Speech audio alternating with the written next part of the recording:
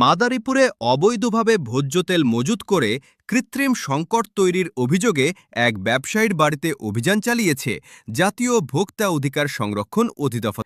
রোববার বিকেলে ডাসার উপজেলার বালিগ্রাম ইউনিয়নের ধুয়াশার বাজার এলাকায় এই অভিযান পরিচালনা করা হয়। অভিযানে নেতৃত্ব দেন ভোক্তা সহকারী পরিচালক সুচন্দ মণ্ডল।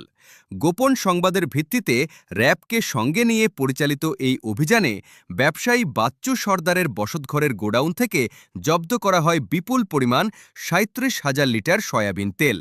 অভিযোগ রয়েছে, বাজারে কৃত্রিম সংকট তৈরি করে বেশি দামে বিক্রির উদ্দেশ্যেই এই তেল অবৈধভাবে মজুত করা হয়েছিল। এ অপরাধে ওই ব্যবসায়ীকে ৪০,০০০ টাকা জরিমানা করা হয়। একই সঙ্গে আগামী সোমবারের মধ্যে জব্দকৃত তেল বাজারে সরবরাহের শর্তে মুচলেকা নেওয়া হয়েছে। ভোক্তা অধিকার সংরক্ষণ অধিদপ্তর জানিয়েছে, বাজার স্থিতিশীল রাখতে এবং সাধারণ মানুষের স্বার্থ রক্ষায় এ ধরনের অভিযান ভবিষ্যতেও অব্যাহত থাকবে। আপডেট খবর পেতে আমাদের সঙ্গে থাকুন।